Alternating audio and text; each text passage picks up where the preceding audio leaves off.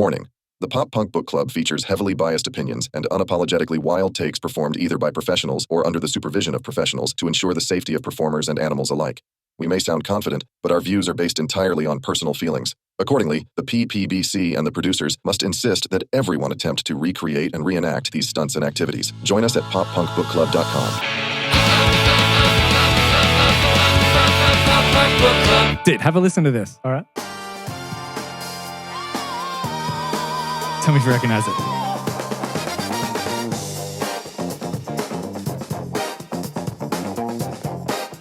We're the Funk Podcast now. I never thought I'd die alone. I laughed the loudest you have known. I found this AI music channel that just does like random versions of like songs, and I've got down this huge rabbit hole of like amazing. I mean, part of me hates it. I hate what AI is doing for the industry. Yes. But tell me this chorus isn't a banger when it gets to it. I could dig a proper version of this. You'll be sorry when I'm gone. Yeah. I never conquered Past mistakes. Throwback. Yeah. Sounds like a legit 70s Motown funk song. James Brown. Dear mother, can you hear me? Ah, It works. it does. I hate that I like it in a weird way. Yeah. It's almost like a draft that I want a real funk band to go do it. Yes. What was the... We watched a video of a soul. Silence, the chorus. Pay attention to the cracks That's good. and the broken home. Yeah. Dear mother, can you hear me? Same song. Yeah. It works in like a hard rock style. Yeah. It's been 3 whole weeks since I have left your home. It's rocking. But in saying that, to keep the pop punkness alive, well, it's not really pop punk. We have a lot of people that question us on, like, argue in the comments, which I thought was always going to be the case when we started this podcast. What do we know? That's not pop punk. That's not pop punk, actually. Actually, that's punk, but with punk pop roots, but not pop punk. Yeah. Okay. All right. Everybody get over it. We say pop punk and adjacent albums. And now we're at the point of listening to AI covers. By the way, I just see how he's like got sucked down the rabbit hole. Yeah. Let's just a couple more quickly, just to skim through it. Tell me if you recognize this. In orchestral style. Hard mode.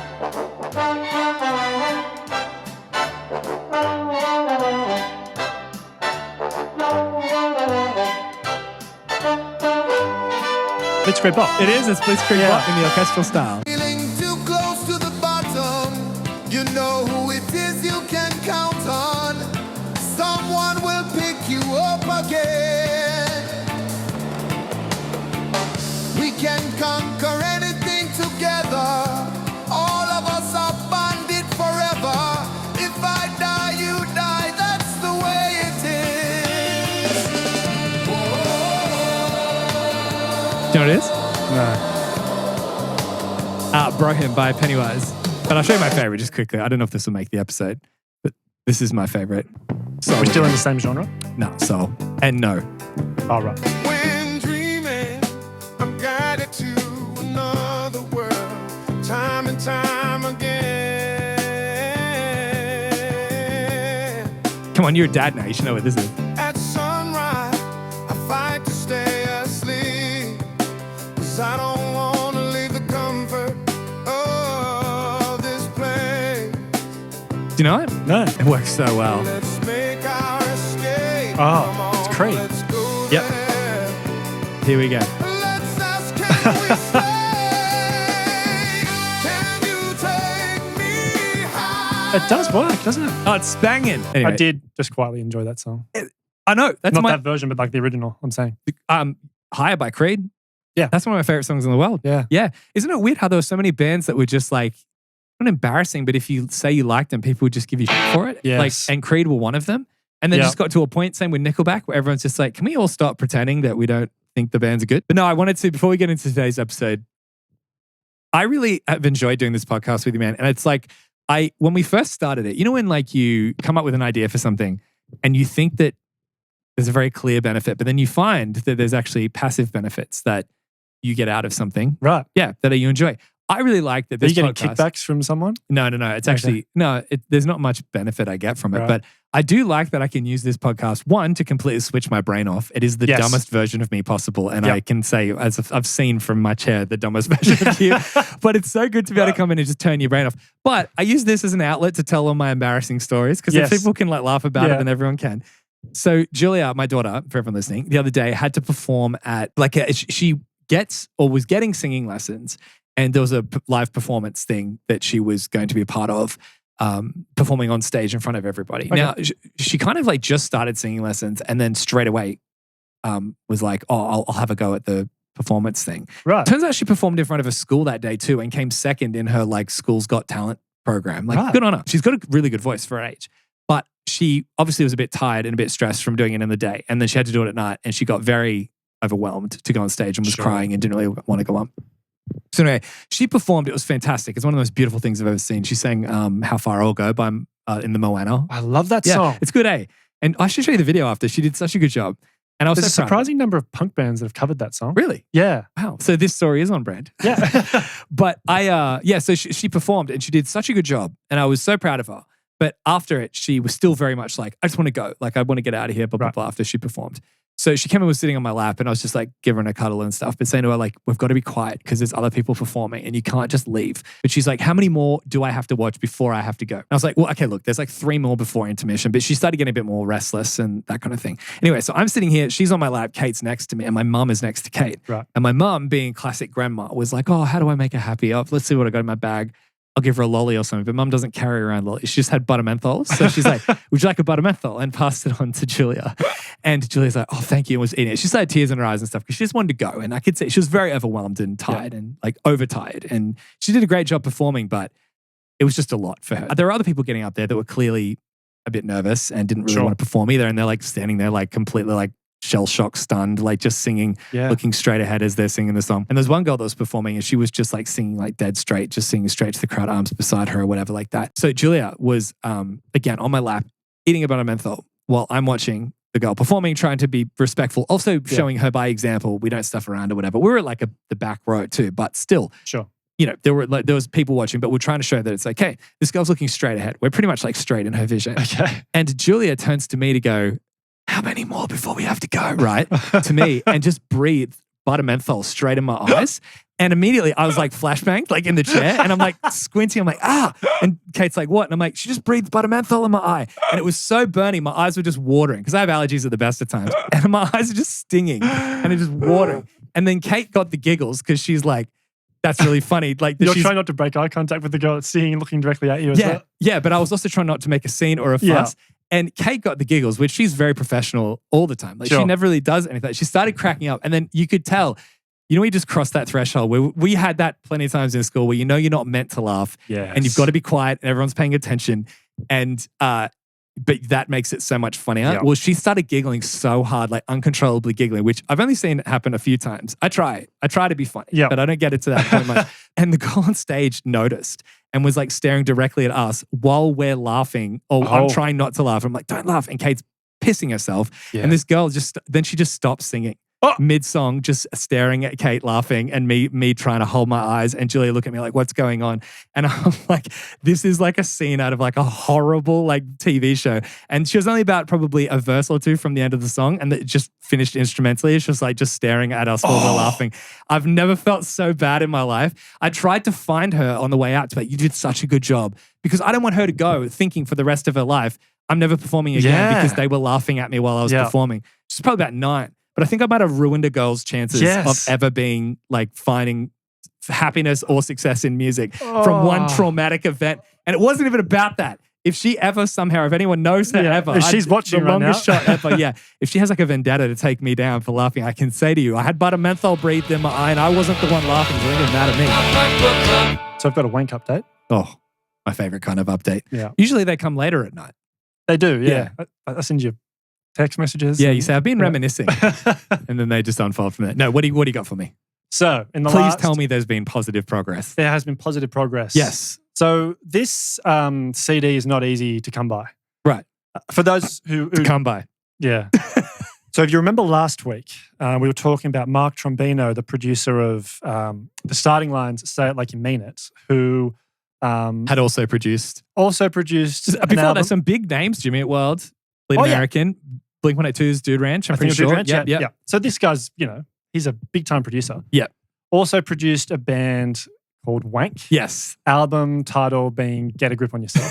And we decided then and there we have to be listening to some Wank on this podcast eventually. That tickled us. Tickled in us, our sense of humour. Hitting a erogenous zone. Indeed. And so I've been hard at work the last 7 days. Hard at work. Yep.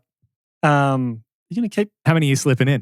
Slipping in. Okay, go on. I'm not a child. Remember that, Jayson. You're not a child anymore. So it turns out this album is not easy to come by in Australia. Found a record store, I think, in Perth that stocked a copy, a hard copy. I sent Greg on a mission. Greg, another wanker. Yeah, indeed. Well, he's, of anybody, he's the one that should be able to track this down. Send him on an all-expenses I was going to paid say why, trip. because he never does anything else right. So why is this the thing he gets right? I was genuinely like, what do you mean by that? This is the only thing that he should be good at. This subject area. No, so I sent him on an expenses paid trip to Perth. You were paying for it, by the way. I was going to say, who paid for it? And he came back with, let's just say, he missed the assignment. I think he misunderstood what we meant by the band is Wank and the album is Get a Grip on Yourself. Yeah. I think, based on what he returned with. Yeah. He wasn't interested in music. Let's just say that. But anyway, so I had to resort to buying the CD online from overseas. So it's been ordered. Really? Yep. So Wank's coming. Wank is coming. Yep. There's an impending Wank. There is an impending Wank. It should be here in a few weeks. Nice. We'll be able to enjoy it together. Yeah. Oh, so we can actually listen to it on the podcast. We get copyright stricken? Maybe. Stroking. So easily from songs. I wonder if the AI stuff will get flagged. Hopefully not. It's not a real song. What was it going to do? That's AI interesting. label's going to come at us? Yeah. So fingers crossed. Hopefully we can listen to it on the show without it being a problem. Well, if not, we could each listen to it and then talk about it on the show, and maybe we can bring some new listeners into the world of Wank. The world of Wank. The world of Wank, we should say. All right, so a little bit of podcast admin that I wanted to get to today. Something that we've been talking about just really quickly. This is so nerdy and kind of not worth even chatting about. But if you know how we rate the book club and if you're rating alongside us, amazing to see people let us know their ratings, by the way. So please do send your ratings in. It's so fascinating to me to see what people consider to be flames and crowns and that kind of thing. Also, when people very much disagree, like with songs where they... That's good. Yeah, absolutely. That's the best thing about this is when people disagree. That's why I love having guests on the podcast, because it's just another voice to potentially add another insight in. Not just for us to argue for argument's sake, but sometimes I can say something that you go, you've done it before too, when it's just the two of us, where it gives me a new perspective on the song. Yeah. I can go back in that. We got a comment on the Millencolin episode about someone agreeing with you. Oh, really? About the ballad, saying that that's exactly how he thought of it as well, about thinking about all the kids that have gone through bullying, not myself. So that was really good to see that there's other people like that as well. So it's really cool. But so we usually, when we rate albums, the thresholds are 7.5s. So it's 3.75 to 4.75 is a good album rather than 4 to 5. Because we talk about it in the How to Rate Like We Do episode about the reason why that was. It was just because when we were rating an album and found that if you were to give 4 songs a great rating, which is a rating of 5, and then one of them becomes good out of the 4, it drops it to a good album, even though the majority is great. So we set the threshold at 0.75. So anything above that moves it to the next threshold. But after thinking about it, you think about Does This Look Infected? That's an album that we both rated. I mean, me personally, nearly all crowns, yet it barely became a crown album for me. Because I think 0.75 is too high. So it should be, if you are just a little bit above the threshold, you're in the next category. Why 7.5? I don't know why we thought, maybe just because that's the way it worked out when we were talking about it ages ago. Maybe that was Greg's idea. Maybe, it probably is. We'll just blame everything on him and then ask questions later. What I love about it is that we refuse to give him a mic, so he can't ever try to refute any of this. And by the time we finish the episode, he can't remember anything because it's all that lead poisoning from back in the day, too much smelling pain or whatever it was. Yeah, so just a quick note moving forward, we are going to be rating every album from 0.5, which means that we're going to have to readjust the categories for other albums, but that's a conversation for another day. Just moving forward from today onward, every category is 0.51 and above to the next category. It'll make sense. Because Does This Look Infected? you rated so highly, yet it still came out as a high-level great album for you. That Yes, shouldn't it was be the right case. on the cusp, Yeah, and wasn't it's just, it's when you see the ratings, that's fixed. But, Good. I'm glad. yes. I was losing sleep over that. Yeah, me too. It's funny that I do lose sleep over things not being right, but I'm not surprised by that. yeah. Time to get to some of your comments. On the reel or short or TikTok, whatever you want to call it, that we released of the pop punk Mount Rushmore, Yes. we had so many people giving opinions and suggestions That's on good. what they think is on the Mount Rushmore of pop punk. We didn't settle it though, did we? I thought we just kind of like began the discussion. Yeah, we did, because we said, what is the Mount Rushmore? What does it particularly mean? We just got another hate comment. I just saw a hate comment. We don't get them often, but yeah, someone said put taxes on podcast equipment. Interesting. Rough. We send fruit baskets to everyone that sends hate comments, so send them. Yeah, send them through. Yeah, definitely. Yeah. I didn't say it was good fruit. It's rotten fruit. Cucumbers and... There is 40 comments on the Mount Rushmore video. We never get this kind of discussion. Cucumber, a fruit or a vegetable? Depends. Whatever you feel like. Whatever you want it to be. Someone said on the video, so sick of Jimmy Eat World and all the middle being labeled as pop punk. Okay. Yep. That's fair enough. Different people have different definitions of the genre though. Everyone does. And that's okay. I think we take a fairly broad approach, I think, don't we? Pop punk is so wide for us that to us, essentially, we use the word pop punk to describe the era of like, look, we're drawing a line of saying that probably not like emo albums, like screamo emo albums, that probably isn't pop punk. Yes. You could argue that it kind of is part of the same culture, but we'll save that for like, we'll do emo albums eventually, but it'll probably be as part of a separate type of sideshow. The responses to this comment, for example, like really drives home how much everyone's viewpoint of pop punk is different. Yeah, okay. I wrote back and I said, that was my point, that it's how the general population sees pop punk. Yeah. And he wrote, someone else wrote back and said, Jimmy Eat World overall might be emo, but the middle is definitely a pop punk song. And then the same guy who originally left the comment wrote, I disagree. The middle doesn't sound anything like pop punk. And then someone else wrote back, it's that same person who responded before, wrote back and said, it sounds exactly like a pop punk song. Right. So is the middle a pop punk song? I mean, that's a question. I don't think it's pop punk. I think it's more like pop rock. Jimmy Eat World to me is always more pop rock. Yeah. But I don't think you could argue, I don't know. I wouldn't leave a comment on a video going, I'm sick of the middle being labeled as pop punk, because I'd be like, whatever. But it's close enough. I think so. Why do they always seem to get kind of grouped in though? Like, I think because they were part of the Warped Tour and bands of the pop punk era and the genre. Like, I think that is part of the general culture. Yeah. Yeah. So I think that's why they get lumped in. But I think it's such a welcoming community that like the pop punk community would just be like, yeah, Jimmy Eat World, of course we'll listen to that. It's so broad. Like, how would you even describe it? I just think that most of the bands had some form of pop punkness to them, so that they could all kind of like Venn diagram exist under the pop punk banner. So it's easiest to call it pop punk over anything else. But if you want to get like real elitist or like a niche about all the different genres, then technically no, it's not pop punk. Yeah. But it can fit under the umbrella. It's welcome. Let's just say it's welcome. Yeah. But does this look infected? Doesn't have a whole lot of pop punk on it. That's not a pop punk album at all. I think the only it's got reason elements, but I think true. I think if Sum 41 only, like if they started with that album, I wouldn't call Sum 41 a pop punk band. Probably not. But because they came from Half Hour Power and All Killer No Filler, they're seen through the pop punk lens. Yeah. The amount of people that said, by the way, just about the Mount Rushmore, agreed with Basket Case. That was your suggestion. A lot of people agreed with that. Yeah. But so many people said All the Small Things. And, interesting. Which is really strange. To me, that's, in my opinion, All the Small Things would go on the Mount Rushmore if The Middle and if Misery Business were on it as well. Like, that's a different category. I don't think All the Small Things is a pop punk song. I think it's a pop song. Like, we're doing the Offspring today, but on Americana, it's like the same way I see Why Don't You Get a Job?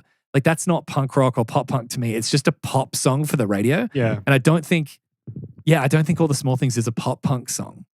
I think there would need to be a Blink song on any pop punk Mount Rushmore, but I don't think All the Small Things would be the one. Yeah. Someone said, I would say Linoleum is just punk, not pop punk. I agree with that, but it fits under the banner, in my opinion. But to someone in the 90s, it probably is. You know what I mean? There'd be people that listen to like Pennywise, for example, and would go, no effects, they're more pop punk. Exactly. Yeah. I mean, they're so melodic and yeah. I don't know. So catchy. You could argue it all day, like what is pop punk, what isn't. But it's just interesting seeing other people's suggestions. I think for the purposes of this podcast, it's more enjoyable to include more bands than to kind of have a really strict, like, otherwise, let's listen to 6 albums. Yeah, that's right. It'd be a 6-album series. It's like, and then even then people would still be mad, I'm sure. Yeah. Someone did say that Hope by the Descendants has to be top 4. And there's a few likes on that. Like people are agreeing with that. I haven't heard that, I don't think. I've heard Miley Goes to College, so I'm not sure if it's off that, but. We do have that on the schedule. Good. Okay, I can't wait. Someone said, don't miss OG stuff like Buzzcocks, Ramones, Descendants. You get more old school love. Someone said British punk and American punk are very different. I wouldn't put the Buzzcocks anywhere close to pop punk. Were they popular punk? Sure. Were they pop punk in the same way Green Day / Blink are? Not in a million miles. Someone said, no, that's just punk. So there's a lot of like, as soon as you invite the discussion, there's a lot of people that want to argue what is of certain genres, which is to be expected. Someone said, damn it. Of course. Someone else said something off Penny Bridge Pioneers, maybe Penguins and Polar Bears or No Cigar. Cool. I love the love for Mill and Colin, but I don't know if those songs are one of the 4 best of the genre to represent it. I mean, as we talked about on our episode on that album, we both love that album, but I think I agree with you. I'm not sure I'd put either of those songs on a Mount Rushmore. Yeah, true. Someone said, Open Your Eyes from Goldfinger was solid from start to end, maybe Spokesman. Someone else said Linoleum is a good shout. Yeah. Don't Call Me White would be a close second. I think the problem is that if you're doing a Mount Rushmore to represent the genre, you can't fall into personal bias of like, I love that song, so it should be up there. Someone said, for Jimmy Eat World, so they said All the Futures or 23. Like, that's a beautiful song. It's an incredible song. But to me, that's a Flame, not a Mount Rushmore song, you know? Sure. And someone also said Godspeed by Amberlynn. Like, Amberlynn to me are like post-pop punk, like emo sound. Certainly that album.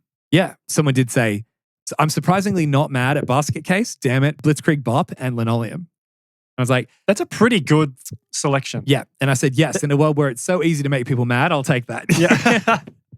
There's nothing on that list, though, nothing in the 2000s. Yeah, probably. But then again, like they're the old presidents, you know, like they're the ones that defined what came next. So that probably is the most accurate one so far. It's just interesting, though, that you would have to say that the peak of the genre was early 2000s. Yeah.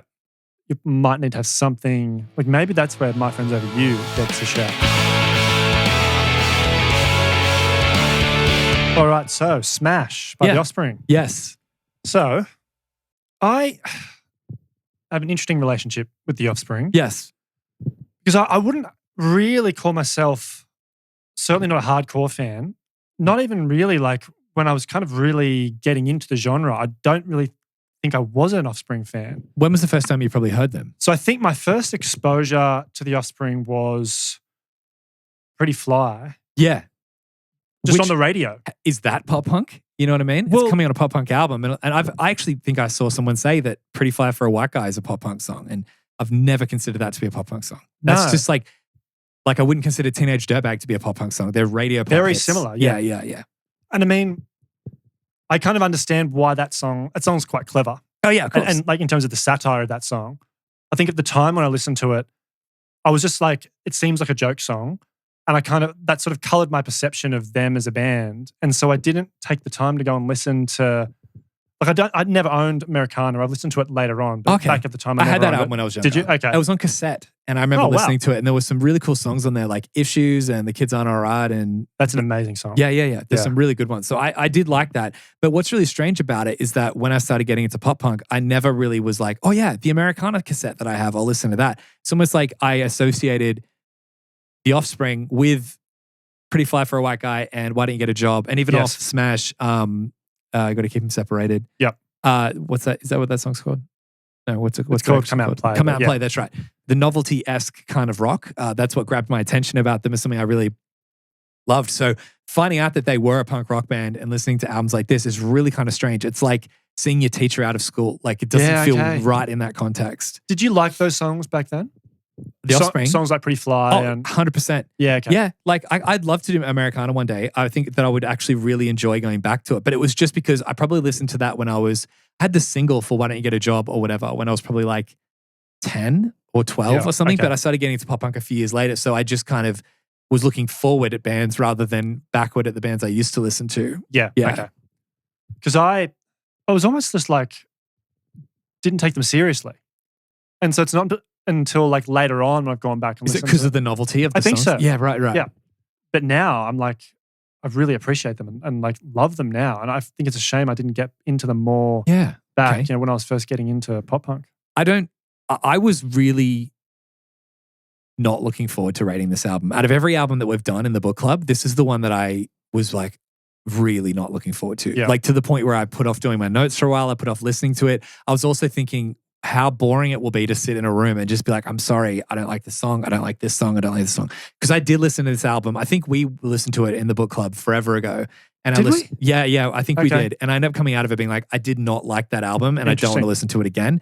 Yeah. And as I said in one of the previous episodes, if I come out of a book club episode not finding something new and just say, oh, it was fine, that's a fail to me. So to come out and not like an album is so disappointing. And I feel like, I don't know, maybe people listening want to hear us not like stuff. But like to me, that feels like we've had less fun, on the book club because we've found something we didn't like. So to me, I'd love to do Americana one day to see if I can fall in love with the Offspring, but I've never actually found anything in them that makes me see them more than, I like the Americana album and I love their radio hits, but it's like I see them for their radio hits. Okay. It's so strange. That's interesting because listening to this album this time, I have found like a love for the band that I never had before. So yeah, it's going to be really interesting to talk about these songs. I don't want to give away my ratings, but I did sit with it and it did grow on me a little bit.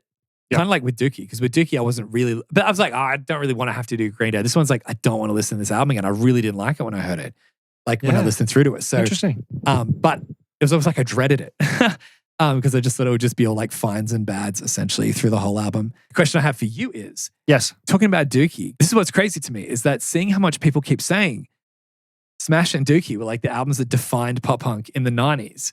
That to me is crazy because it's like I've always mentally gone, I don't like the Smash album by The Offspring. I just don't get it. I don't like the sound of it. And we'll talk about it later. But then hearing, by the way, 2 albums define the entire genre and it's Dookie, who you didn't really like that much, and Smash. It's like Smash, not like in my mind, if they said Americana, I'd be like, oh, I've heard that. It's got some good songs on it. Yeah. And Green Day already got like ostracized by a lot of their fan base or whatever, however you'd call it. They cut them off because they were saying that they, got rid of them because they completely sold out. How did Offspring fans like act after coming out with such a hard-hitting like punk kind of pop punk album and then doing an album? Americana would have been next, right? And they come out with no, there was an album before that. Oh wow, okay, but then they do come out with songs that are just fully radio hits. Yes, novelty. Like I guess there's irony and satire and stuff. In saying that, we'll get to it later. But there's a lot of even in Come Out and Play, I didn't realize the depth of the lyrics in that, and I thought that was quite cool.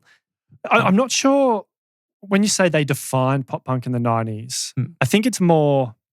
They were really influential in terms of making punk popular again. Oh, right. Okay. And that, I think, then paved the way for the pop punk genre, I guess, because... It was kind of the public... It was cognizant of the public eye. Like the public eye was... So the public was aware of it. Yeah. I think mainstream listeners were interested in exploring this a bit more. And I think, they were like pioneers. I would say pioneers, but they were the ones who opened the gates a little bit. Yeah, got them in. That's cool.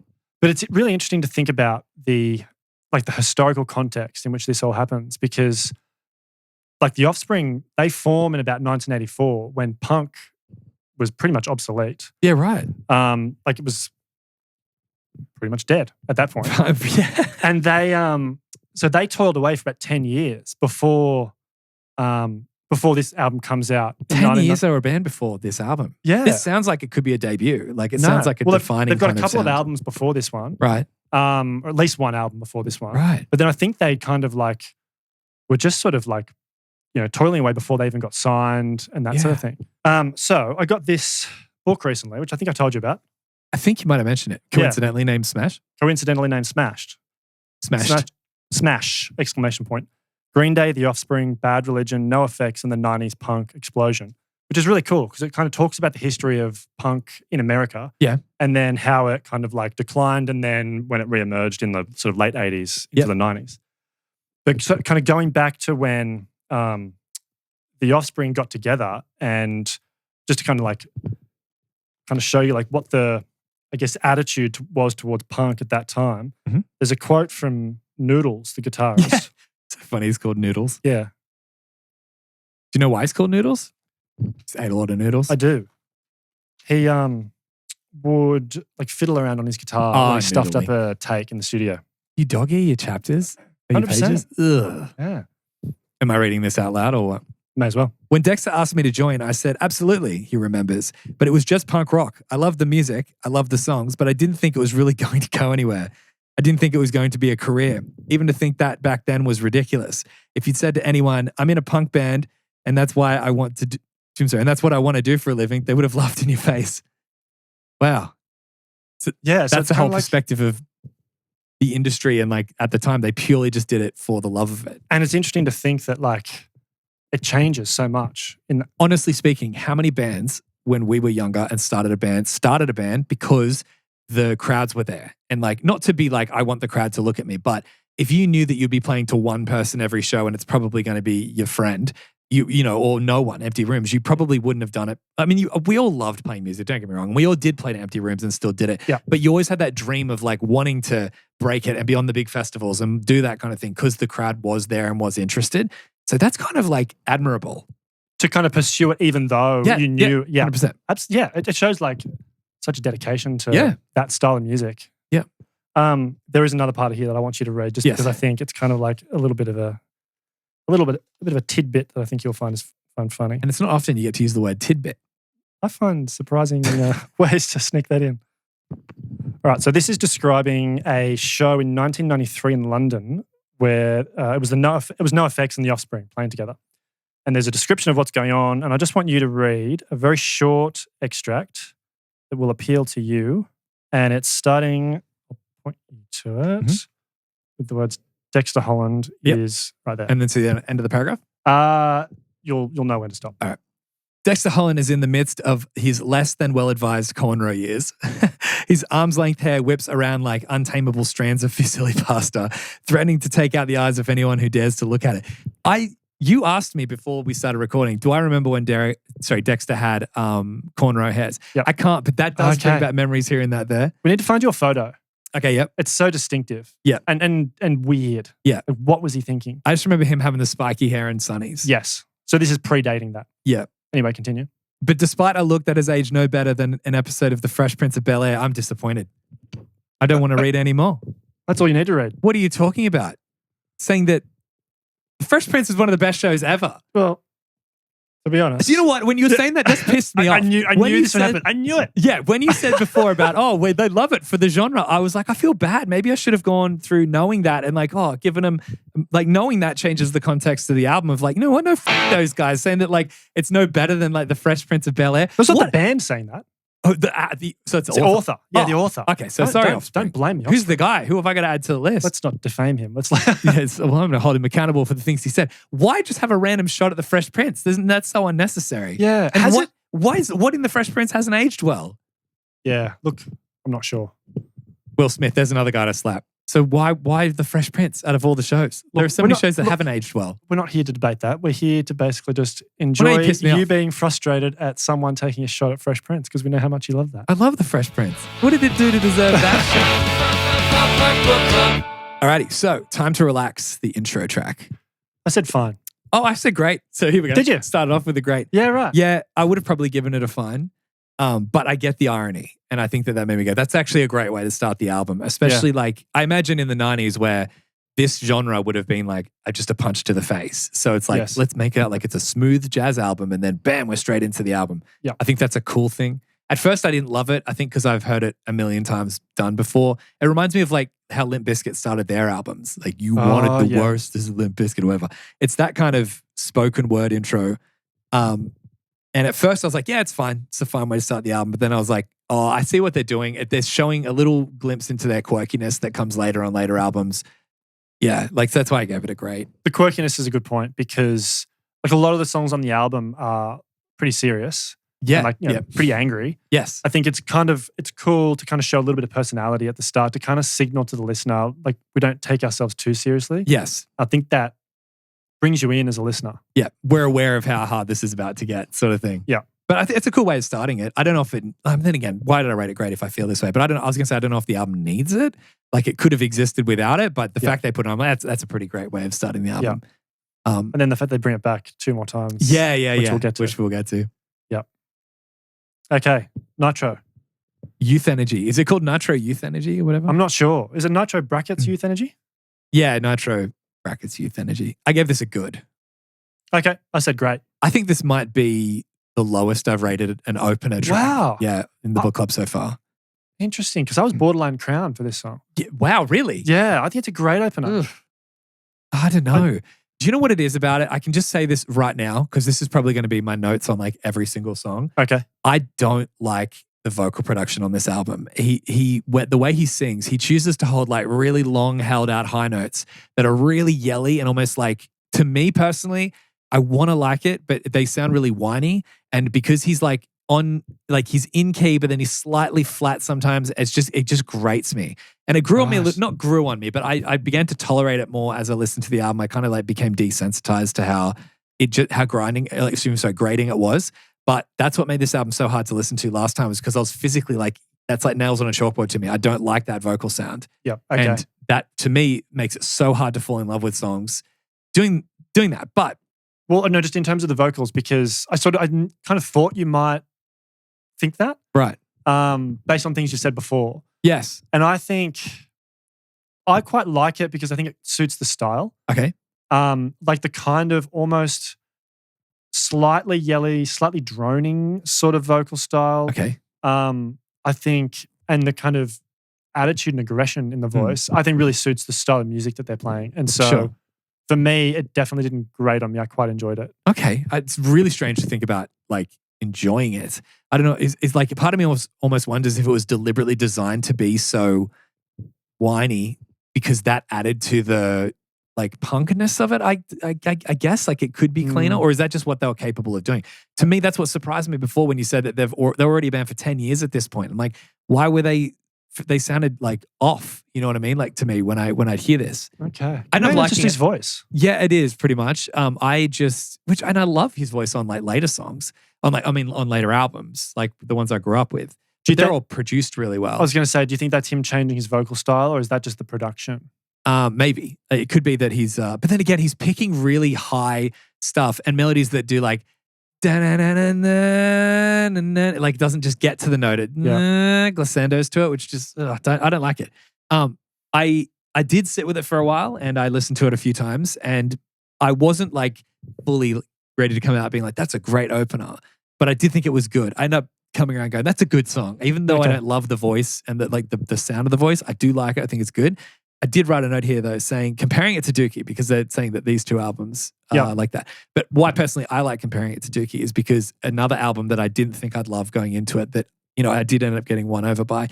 I gave Burnout which is that opening track off that album, I gave that a great. And I don't think this is anywhere near as good as Burnout, so I couldn't give it a great. So that's why I gave it a good. Interesting. See, for me, it does everything you want an opening track to do. Right. On a punk album. Okay. Because it explodes with energy. I think it sets a tone for the album, not only musically, but also thematically. Like I love the opening line of the whole album is, our generation sees the world not the same as before. We might as well throw it all and live like there's no tomorrow. Yes. I think that just sets the tone for what this album is going to be about, broadly speaking. It's almost like I love everything about it, but the execution. You know what I mean? Yeah, I can get that. And for real, if the vocals were just tighter, I could understand it. But it's so hard to get past that for me because personally, that's just not my thing. Yep. Yeah. This could be a long episode then. If it's not your thing. Oh yeah, I know. That's why I was so dreading so much doing this album. Alrighty, so Bad Habit. I said great. I say good for this one as well. Okay. Yeah. The intro, that bass line, it's a little bit disorientating. Yes. But super effective. Like Longview-esque, you know, not in the same way, but it's that same type of disorienting kind of sound. Because it kind of builds so much tension. Yeah. And then... Opening line to this is sick, by the way, talking about tension.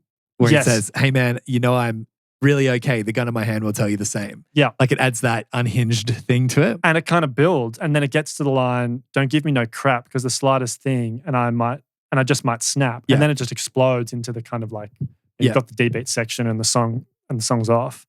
Which I love. I think it's great. Yes. I don't know if you know this band, but to me, this sounds so much like Motorhead. Like the guitars, the way it rocks, the way it drives. You know Motorhead because you know Ace of Spades, right? Yeah. So it's got that kind of sound to it. But to me, I was like, this sounds so influenced by Motorhead. Yeah, right. Which is a band that we haven't really heard that influence really on any album yet. No. But to me, I was like, yeah, they're definitely, it's the rock style of punk. Very much in the guitars, I think. Yeah. But I love the concept of this song. Like, It's got all the stuff I love, but Yep. as I said, it's just like, gymnasts, they jump off the thing and they stack it and you're like, oh, you were so close. For me personally, this is all subjective, Yeah, but it is. Yeah. I think this song is really good. Yeah. Again, this is the problem. I'm talking about it like I've come out giving it a terrible. I haven't. I've said it's a good song, Yes. but I do love the concept of this one. What a great, like the lyrics are saying, I'm going to reach in the glove box and wreck this guy's right, and then just swearing at him at the end. And then finding out it's purely just about road rage. Yeah. I thought at first it was just like, I'm doing fine, man. Like I'm just kind of crazy in general because life's kind of worn me down. But this is specifically just about road rage, which is kind of funny to think about. He's been that angry that this is like, I'm just writing a song about how I feel on the road. Like not even like I'm just, life's worn me down. It's like the Joker-esque moment, like I'm becoming a villain. Like no, just purely about road rage. But I think part of it was he had some really shit car, and when he was driving on the freeway, it could only go a certain speed. Oh, and so someone got people mad were at getting him. pissed at him and like throwing stuff at his car because he was driving so slowly on the freeway. Oh, that's funny. Yeah. Alrighty, Right. so Gotta Get Away. I said good for this one. Okay, I said fine.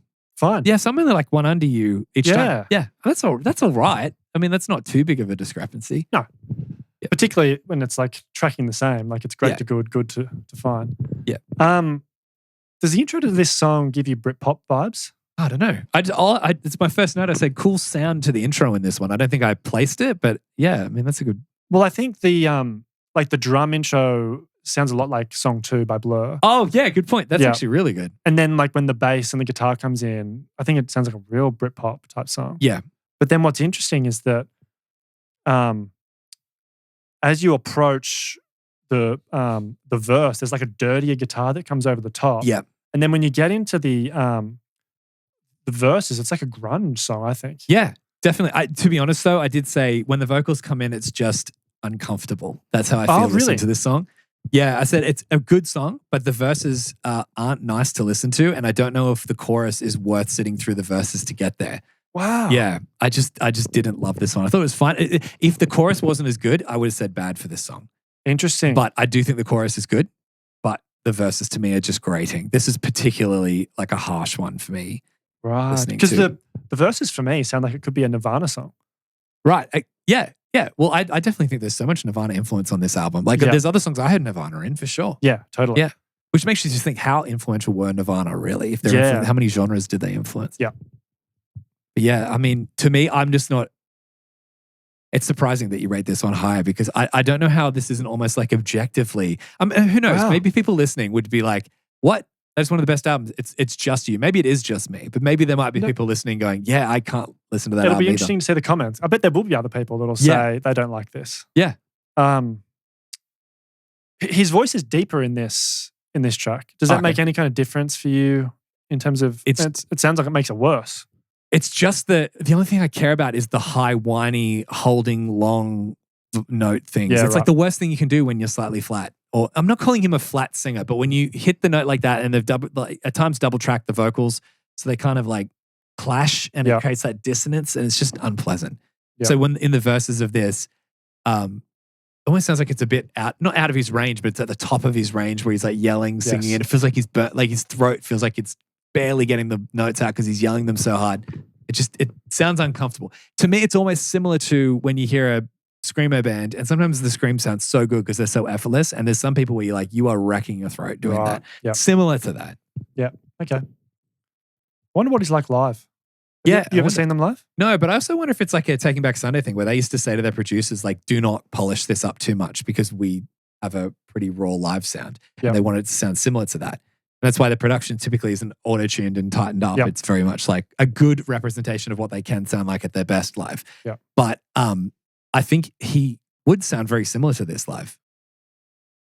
I think so. Yeah. Like I'm just wondering, Sorry, though- not grating and unlistenable. I mean, like the same type of like production style, the yelly type singing and stuff like that. Yeah.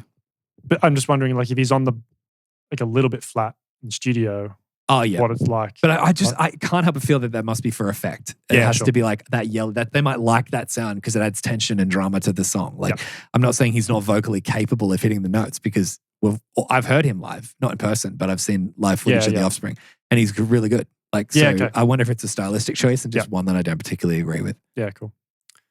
Genocide. Genocide. I gave this one a great. Okay, I gave Yeah. us the crown. Oh, Yeah. Oh, wow. Okay. So we're literally like one under. Yeah. The whole time we've been one under. Yep. Wow. I wonder if that trend will keep up. I'm trying to find the ones where we match, but this is actually pretty interesting. One under. So I do like this one. It's a rockin', great minor sound, cool riff. Like that's. I think this is really, really good. This one. It's an awesome punk song. Yeah. Awesome. Yeah, for sure. Great lyric content and execution. So maybe there wasn't anything in this one that has grabbed me as like the vocal sound. Because there's some songs I think on this where he sings really well that I like, and then he'll just start doing like a high pitched whiny thing, and I'll be like, oh, just not my thing. Okay. But maybe he didn't do it in this song because I can't remember if there is specifically backing vocals like that in this. The lyrics are. I remember when we did Dookie, we were both kind of surprised by the depth of the 100%. lyrics. Yes, dude. And I think on this... That's my, like, now that, believe it or not, even after saying I didn't particularly love Green Day, that's my, like, bar now of, like, good lyrics is Dookie. Yes. Like, I've held this album to that. I like Dookie more. Yeah. But this, I can see why, what you're saying. Yeah. Yeah. He's such an interesting guy too. Right. Did you know he's got a PhD Really? in molecular biology? No way. Yeah. Wow. So he was like, at the time when they took off in 94, he was studying at that point and was kind of like, I think, getting close to getting his PhD maybe at that point. Like he was a fair way along, but was like, he had to choose between like doing the band thing or doing that. And chose the band because he spoke to someone and I think he said, you know, like, can this maybe wait a year so I can finish this stuff off? Yeah. And the person was like, this ain't waiting. Like, you've got to go now. So he did the band thing and then came back, and I think maybe 2017 and finished the PhD at that point. Yep. So he's obviously like a wicked smart guy and very thoughtful. Yeah. And you can totally tell that in the lyrics. That's such a big deal to leave uni training to go pursue music. But good on him for finishing it though. 100%, yeah. Like finding the time to do that. When we got signed, it was only an independent label, but when we did, we needed to go full time. And Brent was still, who if you're listening, the same Brent we're talking about, got the firecrackers to the chest. He was the bass player in my band. Yeah. And he decided he was going to defer university to do that. And his dad, if you remember, was a very prestigious child doctor. What's the word? Pediatrician, that's the word. He was very intelligent and very good like that. Also a very stern man and very respectable. It's really interesting. When my brother was really sick, when he was younger, it was Brent's dad that looked after him. My sister went to him as well. Yeah, it's really interesting. Yeah. But I remember there was one time just after Brent was going to tell his dad, and he knew it was going to be a big deal to say to his dad, hey, I'm deferring university, because Brent was studying, I think, like nuclear medicine at the time or something. And I remember going to Brent's house and his dad comes in, he goes, Jayson? I'm like, yeah, and he goes, come with me. And I was like, oh dear, like I'm going to look like the guy who was talking him into it. I was ready to just be like, you know, this is not my decision. Like this is all, like, not to put it all on Brent, but like, please, like let's do what's right sort of thing. Like I told Brent to do what's right. He's decided it. And he's like, can you sit down please in the lounge room? Sat me down on their beautiful leather lounges that they have and went to the TV. I'm like, what's going on? And he put on a video of him hang gliding with all his friends. And they used to go hang gliding at Newcastle Beach. He's like, check this out. We did some videos of us hang gliding. And I was like, oh my goodness, thank goodness. I was about to get shot or something. And That's so him as well. 100%. And then from that day, I realized how much like I could relax around him and like, you know, like feel comfortable around him. And one day I remember we were coming to pick gear up to go play a show somewhere. And I came up, brought my trailer up, and he was on the front little patch of grass they had at their house cleaning his hang glider. And I was like, that's so cool. You showed me that. I don't know why he thought that I would be the guy to show hang gliding to, but it was one of the biggest twists in my life. Do you think he was deliberately with you? As in, like, he knew you were thinking that would be such a 4D chess play, but I wouldn't put it past him. It was a very intelligent guy. Yeah. I said that this song was a bit no-effectsy in the guitars. Yeah. Yeah, definitely. Rhythm. That's the word I wrote there. I didn't know exactly what I said there. I said this would have been a really good song live in the 90s. Like when where punk was in the 90s, this song would have just gone off live. Yeah. Yeah. I do think it's a great song. This is the first song that I'm like 100% a great song. Yeah. For me, I love the energy and the aggression. I love how it's got those aspects of a punk song, but then it's got like a really hooky vocal melody as well. Yes. Which totally pulls you in. I could understand it being a crowd. Absolutely love it. Yeah. Yeah. I think the problem is because I don't like, it's almost like I don't like other songs dressed up in the same clothes that this song wears. So I don't feel like I can judge this separately to the other songs because it reminds me of a sound I don't particularly love. But maybe that would prevent it from getting, who am I kidding? It definitely prevents it from getting a crown for me. Right. But I can understand that. And there's no doubt that it's a great song. And that's still really good. Alrighty. So Genocide, the interlude. I said fine. Okay, it makes sense because if you gave the intro fine, you gave this fine. Yeah. I gave that a grade, so I'm giving this a grade as well. Okay. Yeah. I said that my Apple Music didn't have this as another song. It was really strange. It was like just linked straight off the other song. I said I do really like the check-in though, like halfway through. Yeah. It's like kind of, I didn't expect it. And when I saw it, I was like, that's funny. Like it's funny to do it at the start, but it's funny to check in halfway through. Like, like what's he say? I really enjoyed that one. Let's see what's next. So unnecessary. Yeah. Like why do you need to do that? But that just that makes it funny.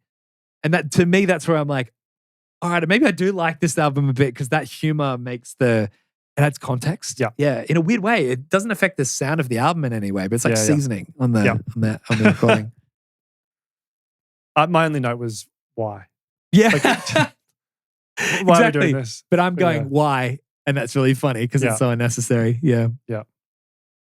All right. Something to believe in. I gave this one a good. Okay. I said great. All right. So aside from apart from the context pieces, I'm just one under you. Yeah. Yeah.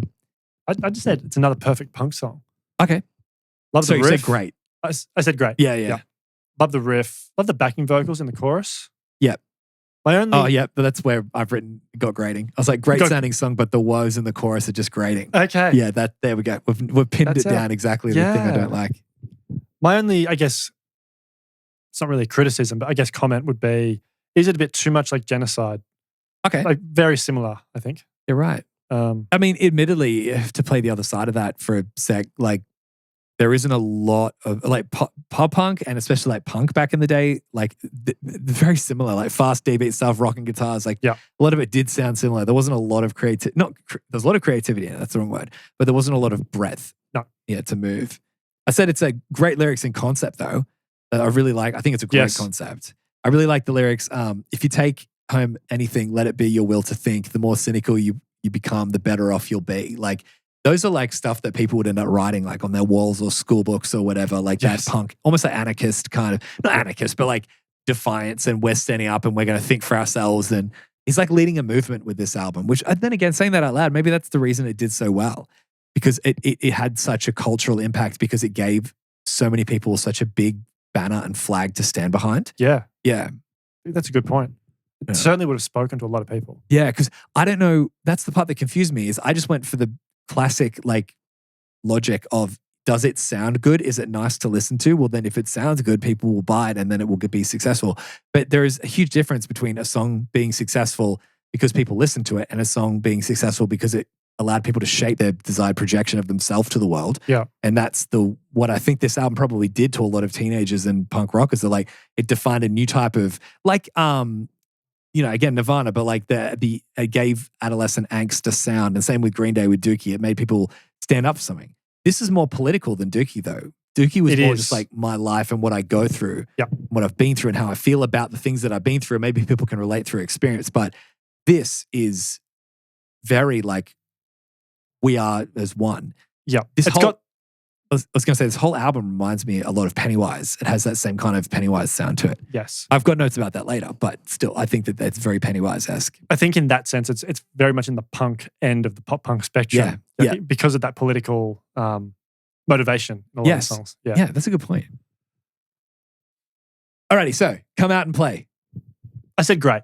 Oh, no way. Yeah. Yeah, I gave this a crown. Yeah, okay. This is their big single that like everyone knew from the 90s and stuff. Yeah. And you gave this a grade? I think it's a great song. What a twist. I What a twist. I was like, you're going to have to give this a flame for us to stay on the same level, but you gave it a great. You went so we one switched. I was so ready for it. So many times in this book club when I'm my most confident, maybe not most confident because I would have to, like a song like Feeling This, I'd know you're going to rate that crown or above. But when I have a song that we aren't really that familiar with, when I come out with, I'm ready and I'm confident, so sure you're going to give it a crown. Yeah. You didn't. Well, just gotta keep you guessing. Yep. It's interesting because it starts in a way where you almost think it's going to be a joke song. Yes. And it's not. Yeah. It's pretty dark. Do you know what? I never knew what the song was about till this listen through this week. Yes. And I gained more respect for it because of that. Yep. I thought it was just a silly kind of, here's some lyrics, almost like Red Hot Chili Pepper-esque, where the lyrics aren't really about anything, but they're just kind of there. Got to keep them separated. It's just a catchy line. But of course, the songs that typically have the catchiest lines have sometimes they can have the deepest things. Yeah. Like Hey Ya by Outkast is written about his divorce with his wife. Yeah, right. And it's really sad when you know what it's about. Yep. But a lot of people just be like, oh, I just want to hear like the hey, shake it like a Polaroid picture part. But then when you see the lyrics, you're like, oh, I totally get how heavy this song is. This is something like, why have we got to keep doing this while we've got to pretend while we're not happy here or whatever? And then it says something about our parents, they were able to hold their marriages together, but we can't. Like, and that's such a like heavy theme to like, I think to kind of realize it feels like failure. Yep. Like there's so much to it, yet people just sing along to the happy bits if they don't want to think about how deep the songs are. But this one again, like, so what is it about? It's about gang war, is it? Or like gang violence. So when it says you got to keep them separated, is that referring to the gangs? Got to be because they'll fight if they're together? So, interesting story. So Dexter was working in a lab at the time, I think, when they were writing. Dexter's laboratory, right? Yeah.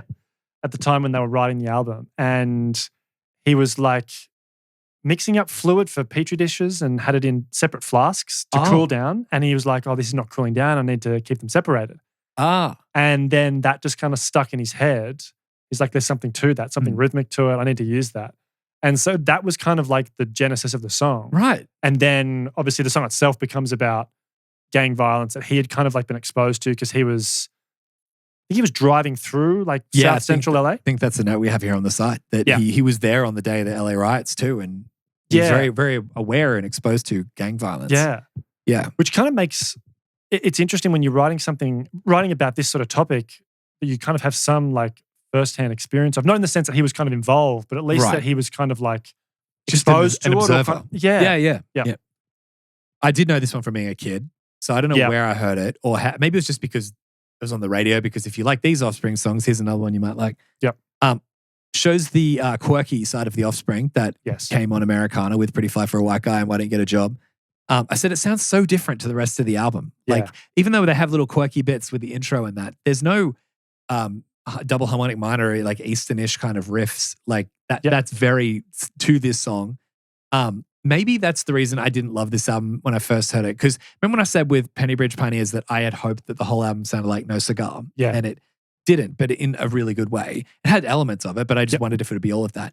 I loved this song so much that maybe I thought there'd be more of songs like this, and there wasn't. Like, and but that was so typical of That was so typical of albums in the 90s, where there'd be one song that would get all the attention, and then when you listen to the rest of the album's nothing like that one song. You can see the seeds of Pretty Fly though in this song. Yes, and I also think production-wise, do you remember when Blink said that after they wrote Damn It, they just felt like they understood how to write a pop song? Like, and they figured structure out after writing Damn It. I think this is so much more singly in its composition. Like the way the structure moves, it's so like ready for radio. And I don't hear that in the other songs where it's got a really, like they might have verse, chorus, but the way it moves, the way the riff moves, everything just works so well. But my only last note here is that lyrics are way heavier than I thought of as a kid. I didn't even know what he was saying apart from going to keep him separated. Yeah. And then, hey, nah. That's like a good pick, but. I love the line, your never-ending spree of death and violence and hate is going to tie your own rope. Yeah. Dark. Yeah, but also really poetic. Yes. Yeah, really good. For sure. But, good on me for giving a crown out, on this album that I didn't particularly love. So charitable. Yes. I think it's a really interesting song because it's got all these different components. Like the spoken word bit at the start, the surf rock or that. It's like Eastern surf rock. Yes. Yeah. I love the second part of the chorus where the chords move down and he sings the line, they don't pay no mind. If you're under 18, you won't be doing any time. Yeah. Yeah. So cool. So catchy. It is. A very like Offspring melody as well. Yes, absolutely. And to me, that's why I love that song. So I couldn't wait to hear if there was more like that, But it also brings it right up to the hook. The hey, come, it's not really the hook. Let's keep them separated. But the hey, come out and play. And yes. And you're right. That sounds almost like the give it to me, baby. Like before it goes into that in Pretty Fly for a White Guy. Yeah. Did you know they were almost sued because of that? I'm calling it surf rock style riff. There was a song by a band called Agent Orange. Oh yeah. So the song was called Bloodstains, and I think their publisher thought that riff was lifted from them. Oh. Right. It didn't end up going anywhere. Like they were never actually sued, but there was a little bit of back and forth for a while. Yeah. But the Vandals wrote a song mocking Agent Orange All right. over all this. All right. Their song's called Aging Orange. Right. And these are the lyrics. Back in ancient Egypt, many pharaohs went to jail for misappropriation of my Phrygian scale. I said, listen, Tutankhamun, you're driving me insane. It's obvious those bellies are all dancing to bloodstains, which is great. That's awesome. Yeah. And then probably like hit him with a riff that's quite similar to Suicide for this one. But yeah, no, I love those scales. Alrighty, so self-esteem. This is a flame. Oh, wow. Yeah. Wow, you've given a 100%. flame out on this album. Yeah. What have you said? A good. A good. Yeah, I know. That's a big one again. There was another one. Yeah, last week when we did same Saddest Girl Story, I think you gave a flame and I gave that a good as well. Wow. Maybe. But yeah, I went back to the start going, what were the singles that they pushed? And they pushed this as a single. I just don't get it. You don't get it? No, I don't get it. Oh. It's a good song, but like a flame. Yeah. Enlighten me. So I've got reasons. Yeah. As you would say. Yeah. There's an attitude about this song that just hits you. So Right. it's like, it's part self-loathing, but there's also like a fuck you element to it, I think, in terms of like just like the attitude of the song. Yes.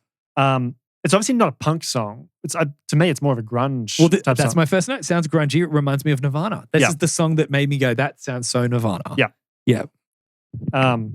Even like the way the chords move is kind of very Smells Like Teen Spirit. Yes. So the gang vocals at the start are a great hook. It just has also such an amazing groove to it as well. Okay. So like it's a bit slower and like the rhythm of the bass and the guitar where it kind of drags Yeah. a little bit. Yeah. Like just moves you. Okay. Well, that's how I felt anyway. And I think there's probably a lot of people that would agree. It says here that the band often finishes their live sets with this song. So I knew it was important, but I was like, I just don't get it. Like I was like, why would that be the song out of all their songs that they finish their set with this? Like, I don't know. My favorite part of the song though is, so the vocal melody in the first verse is it's quite flat and almost like monotonous. Yeah, that's my point. Yeah. They also do it in the chorus too. There's so many long drawn out vocals and melodies on this album. It's like, oh yeah, etc., which I don't like. But the second part of the verse, the melody, it changes when he sings the line, now I know I'm being used. That's okay, man, because I like the abuse. Yeah. I love that. The melody they sing at that point. And that's where it changes a little bit. And it just, it grabs me. I'm surprised that it doesn't have that same effect for you. It doesn't. Like the appreciation that I have for these songs are purely like almost objective. Like I'm rating it subjectively, of course, but all the stuff that's making me like it is because my musicianship is appreciating it, not because I feel personally moved by it. Yeah. No, that's not to say that I would rate it lower. It's from objectively being able to assess it that I've been able to feel moved by it to the extent that I have. That's what I mean. But I'm not just naturally going, wow, how amazing is this album? It just doesn't move me in that way. Yeah, wow. Yeah. I love how like simple the chorus is as well. Like it's got like, with the it's almost like a cheat code for like just bringing your entire audience in to sing. That's like, probably the why they chorus finish of it the with a song. live. Yeah. Yeah. Because I mean, everyone can just yell that at the top of their lungs. I wonder if they get everyone up on stage and doesn't matter if you're in key. It's like Pennywise with Bro Him, where they finish with that. Yeah, You know, right. it's just a big anthem to finish the set. Yeah. You're right, it is a cheat code. Yeah. More bands should do that. They should. Problem is most bands don't have crowds. So it's like they'd set it up and no one to pay attention. So that's interesting. Yeah. For me, it moves me, that song. Yeah, right. Okay. Yeah. Add it to the flame list. Add it to the flame list. You know the other thing, it's still popular. Really? So they still finish it with it, right? Well, no, I mean, it's popular kind of like more broadly though. Because in 2019, they worked out that it was the 6th most played song of that decade, ending 2019, on mainstream rock radio. Wow. 6th most played. And I mean, this album had accolades too, right? As in like, they sold a lot. I saw something earlier about, on Epitaph, it was like the highest. So this was, I think to this day, this is the highest selling album ever released by an independent label. That is just mind-blowing to me. It's wild. Yeah. I wish I got it. And I really try. Like, it's not like it's in a genre I don't listen to. I just don't know what it is. I mean, I do know what it is. I've talked about it, but like, I've got reasons. Yeah, I've got reasons, but I don't know why I can't get it. It's like everyone's having fun at a party, and I'm just like, huh? Like, but I guess that happens. Like, I know it doesn't appeal to you. No, it just doesn't. It's just not my thing. I can appreciate it. I like the band. Yeah, but yeah, But the part that disappoints me a little bit is that I thought I would be saying the same stuff about Green Day because I didn't love them in high school. But now I came out of Dookie being like, I really, really like this album, like to the point where I gave it a great album. Like, yes. Definitely a great album. I'm sure I gave it a great album already. But I rated it higher than you, which is the craziest twist. Yes. But this one, I'm like, I want to feel like changed by the book club. I want to listen to albums that I don't like at first and then fall in love with, because those are the albums that I end up loving the most, are the ones that challenge me. But sometimes they just don't hit. Yeah. It's rare because I feel like I end up figuring it out a lot of the times. And when I don't, it's kind of like, it's disappointing. Yeah. It'll be a long time. Yes. What'd you give it? I give this a great. Me too. So, okay, awesome. It's the first one we've landed. Oh, well, that's actually interesting. But it's crazy that I rated that higher than the last one. Yes. Yeah, and you're 2 steps down from your last rating. So why? Why is this one better I than... said, bang, straight in, caught my attention. Like from the beginning, Yes. just straight away, it's so good. I said, it's just great. The great verses and great choruses. I said, this would go off live. It's just got energy. Yes. It moves me like that. When it slows down, is there a band that reminds you of with the way the chords move and slows down?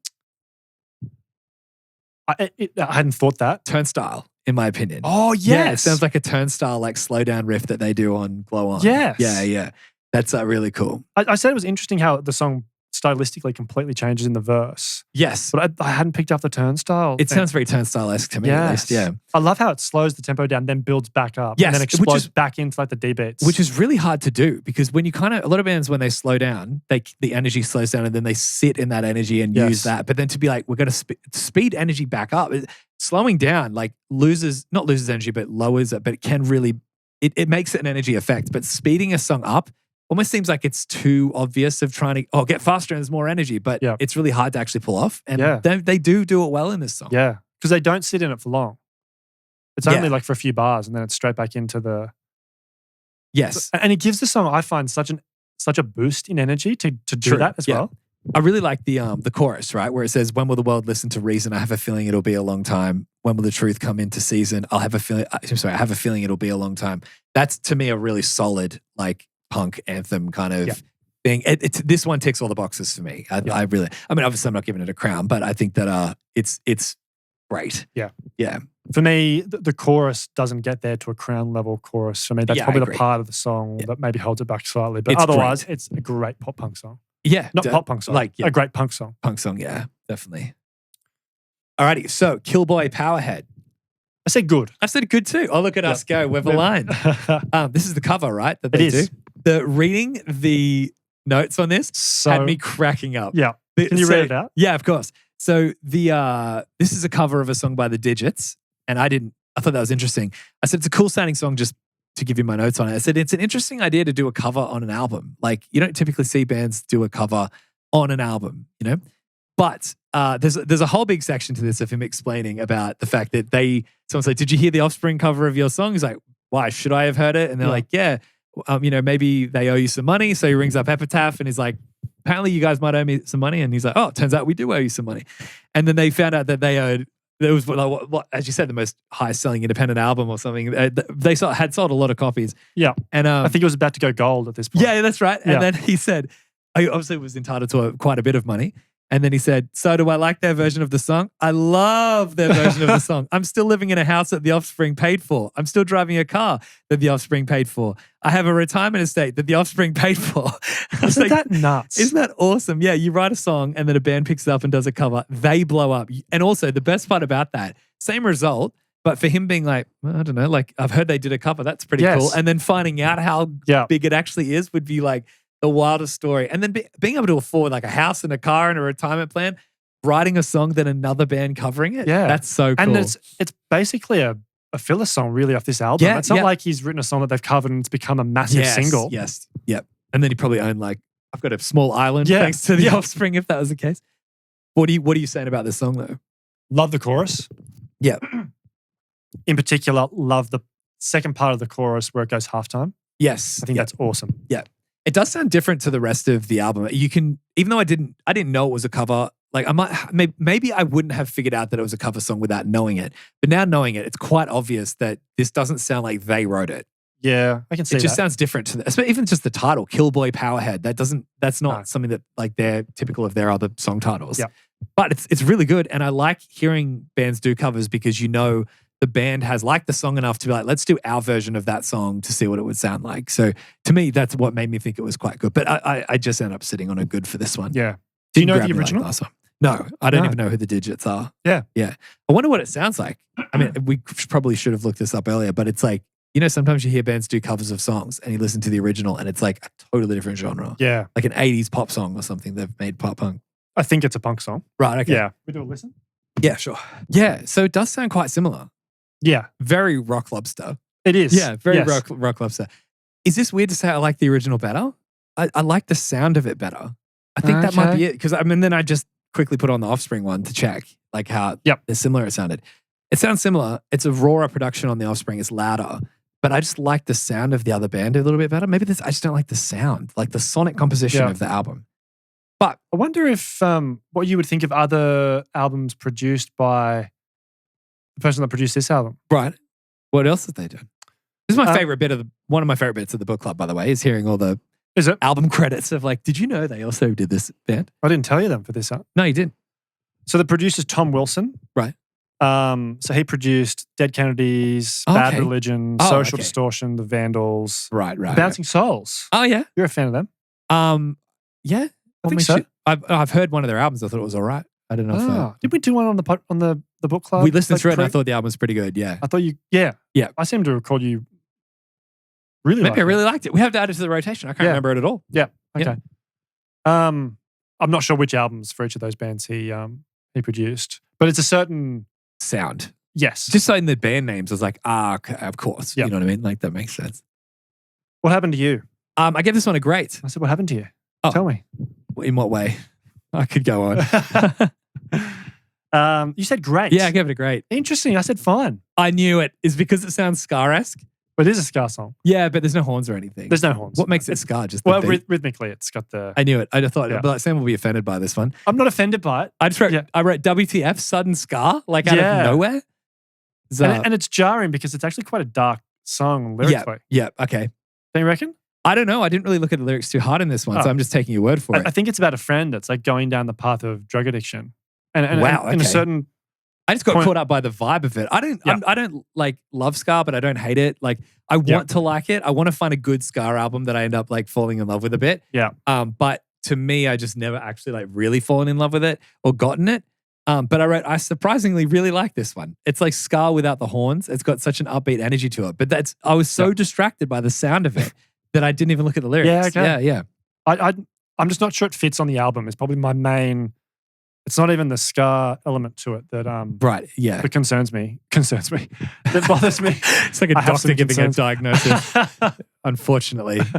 I'm just not sure it fits on the album. Like the contrast on the album up to this point, I quite like. Yeah. Like there's a few very different types of styles and sounds. But like appropriately, what's the word? Like appropriately, they step out of their area appropriately. Yes. Yeah. Whereas this song, I just found it took me out of the album a little bit. Okay, that's a good point. I understand that. But to me, all I'm trying to do is find something I like on this album. So I'm like so I'm listening song by song by song, not like across the whole album of appreciating the body of work. I just really like the vibe of it. And I was like, this has got a really upbeat energy. And because energy is a lot of the times what moves you in a song, the energy of this one really got to me. And if you've noticed, a lot of the other songs that I end up really liking are the ones that I've said, wow, got my attention. It's really giving me energy. Yep.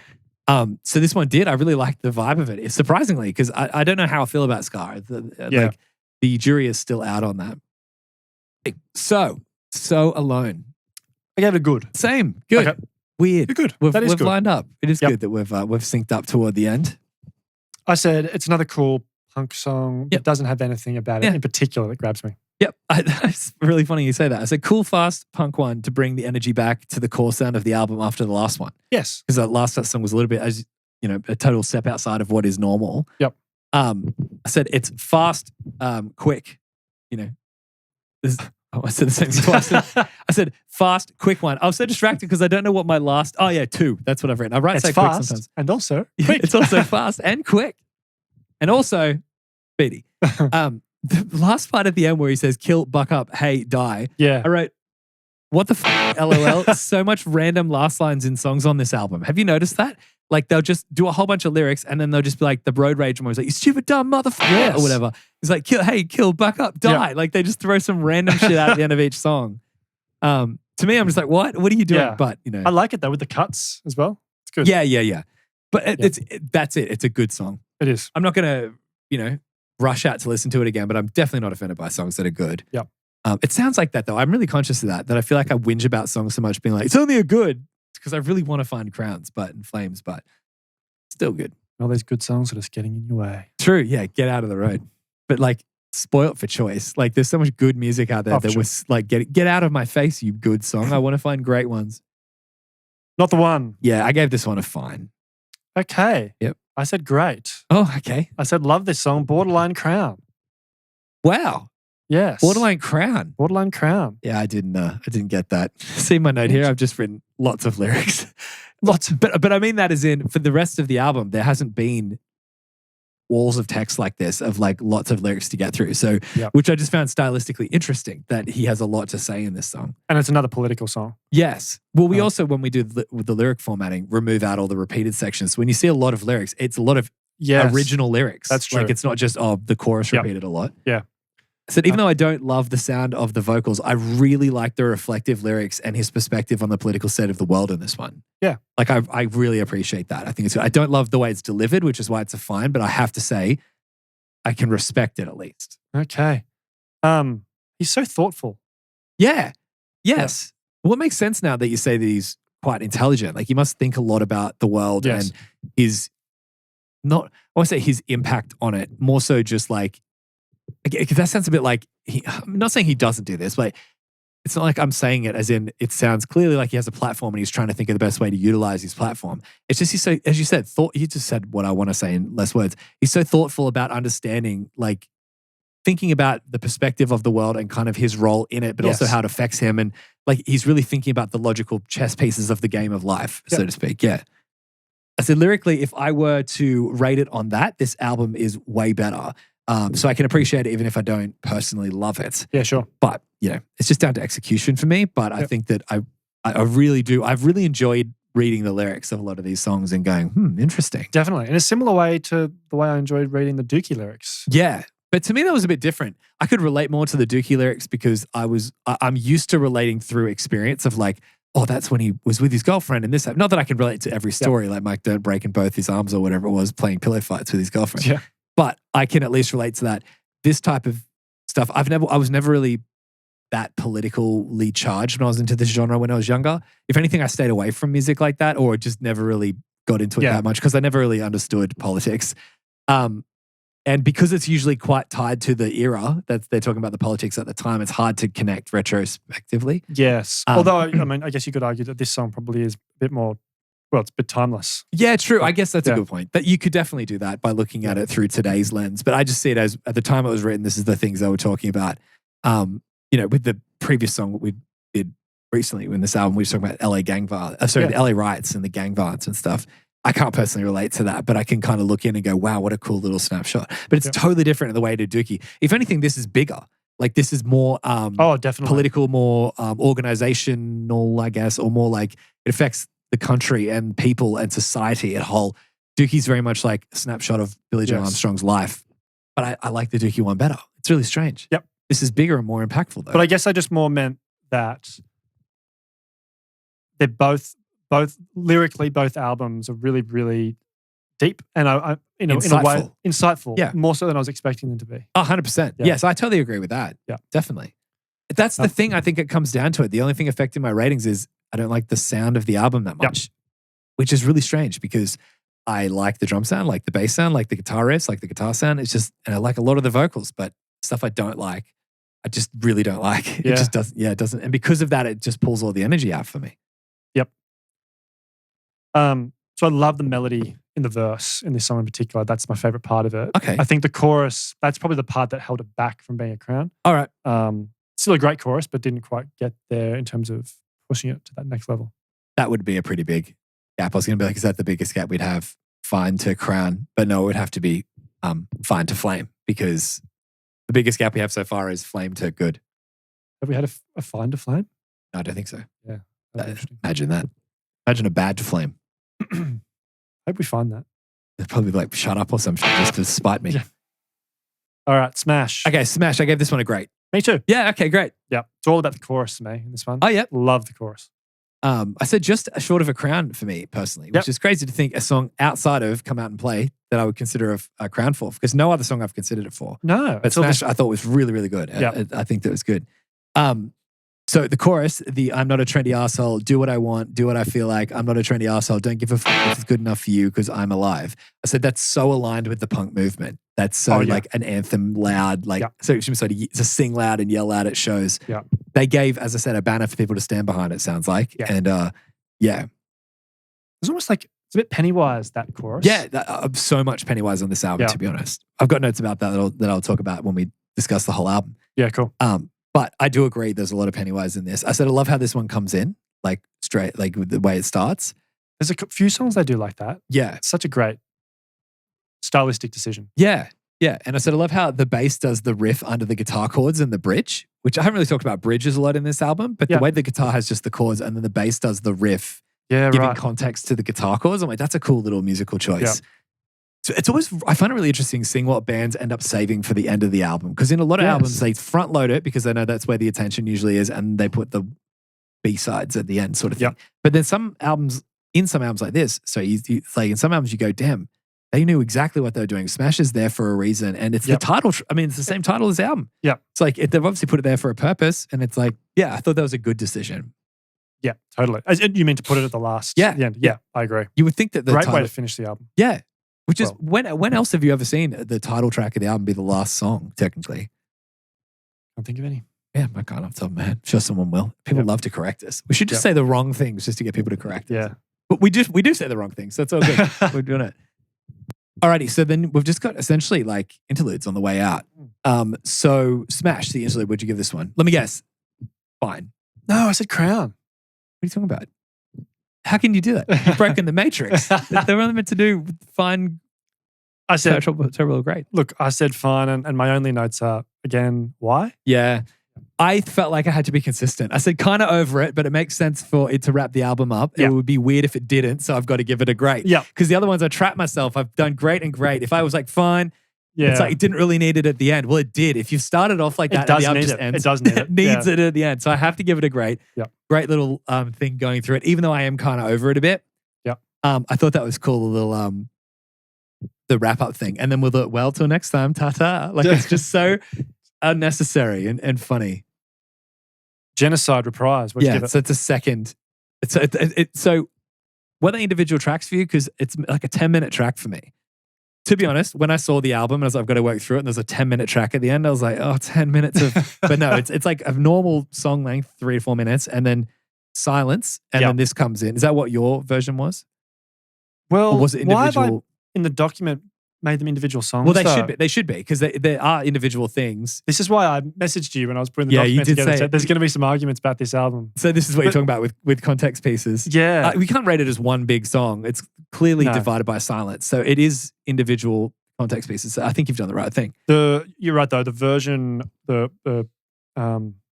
version I was listening to has it as one long track. Yes. Okay, good. I think it works better that way, because that's why I even though we need to rate them, it doesn't make any sense for us to ignore them because they were chosen to be on the album. That was my point in the earlier episodes we did.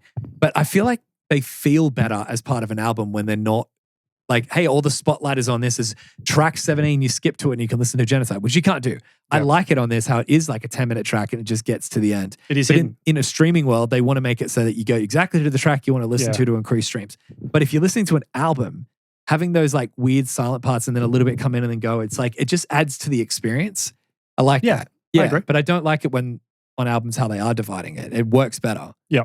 That might be making the opposite point of what I was making on the Blink thing. Even though I mean, at my core, the same thing. I was trying to remember what we were arguing about. It was one of those ones where I was like, I'm so angry at him, but I don't remember what we were arguing about. You were saying that the Stockholm Syndrome intro, even though it was at the end of Violence, was just the intro to Stockholm Syndrome, so it shouldn't be considered to be an interlude. Yes. Which I understand by that. where you're coming from, but I was saying the idea of being like, because it's separated into Violence, it needs to be rated as its own thing. If it was just at the start of Stockholm Syndrome, I totally agree. It should just be considered Stockholm Syndrome. I wouldn't be like interlude into even though it technically could be an interlude.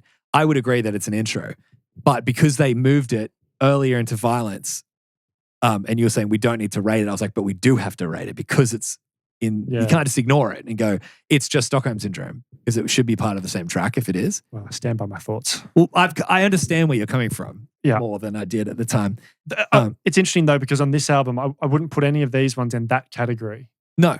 Like none of them are. No, none of them are like, I mean, even though they're like parts of, like, this is Genocide, right? It's reprise. It's part of the song, but I wouldn't consider it, I mean, it's too far away out of the album anyway. Anyway, we talk about, would you rate it? I said fine. Yeah, Sam, I said fine.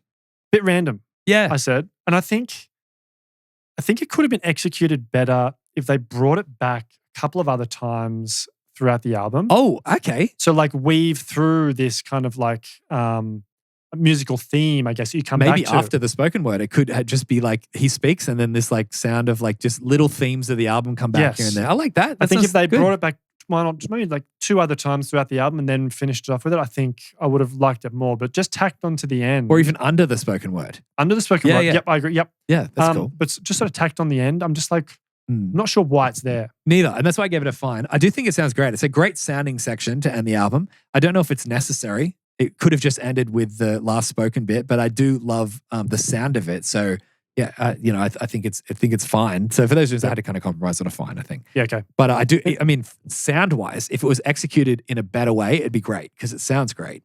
I like the sound of it.